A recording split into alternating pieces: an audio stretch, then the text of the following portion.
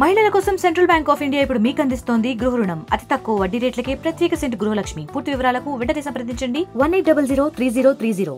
Gajwel Pragnapur municipality పరిధిలో ఈరోజు నిమజ్జన కార్యక్రమానికి తరపున లైటింగు, అదేవిధంగా రోడ్లు కూడా ఎక్కడైనా గుంతలు పడితే అదేవిధంగా స్వాగతం చెప్పడానికి కూడా మేము కార్యక్రమాన్ని స్టేజ్ కూడా ఏర్పాటు చేయడం జరిగింది. ఈ సందర్భంగా మేము కార్యాలయంలోని అధికారులు, సిబ్బంది అందరూ కూడా ప్రతి ఒక్క చెరువు దగ్గర అధికారులను ఇన్ఛార్జ్గా నియమించడం జరిగింది. అదేవిధంగా సిబ్బంది లైటింగ్ కానీ, ఎలక్ట్రీషియన్ సిబ్బంది కానీ, వాటర్ సిబ్బంది కానీ, అదేవిధంగా శానిటేషన్ సిబ్బంది వీళ్ళందరూ కూడా చెరువుల వారీగా మేము సిబ్బందిని అలాట్మెంట్ చేయడం జరిగింది. ఈరోజు నైటు ఎక్కువ పెద్ద ఎత్తున నిమజ్జన కార్యక్రమానికి వినాయకులు వచ్చే విధంగా ఉన్నాయి కాబట్టి ఈ నైట్ అంతా మేము ఇదే కార్యక్రమంలో మా సిబ్బంది మొత్తం దాదాపు 100 మంది వరకు అధికారులు మరియు సిబ్బంది అందరూ కలిసి ఈ విధుల్లో ఉంటున్నాము. అదేవిధంగా పాండవుల చెరువులో పెద్ద క్రేను, అదేవిధంగా ఊర చెరువులో కూడా పెద్ద క్రేను పెట్టడం జరిగింది.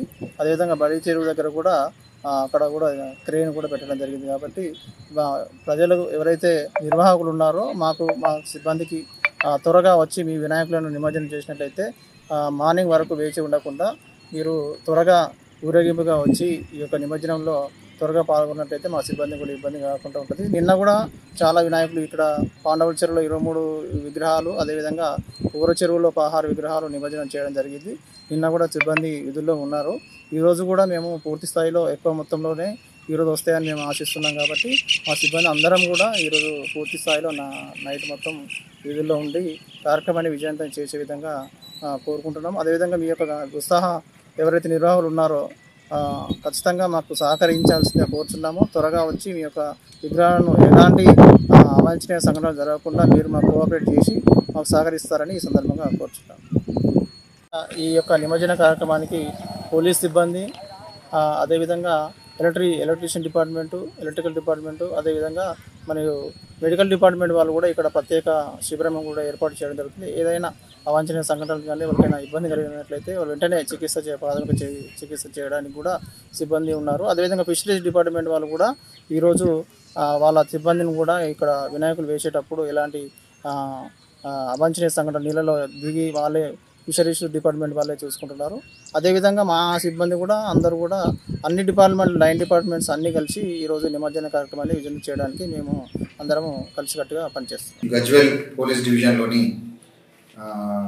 గణేష్ నిమజ్జన ప్రాంతాలన్నిటి వద్ద పోలీస్ బందోబస్తు ఏర్పాటు చేయడం జరిగింది. గజ్వేల్ టౌన్లో 3 ఇమర్షన్ పాయింట్స్ మనము దగ్గర బందోబస్తు, లైటింగ్ కానీ, క్రేన్స్ కానీ ఏర్పాటు చేయడం జరిగింది.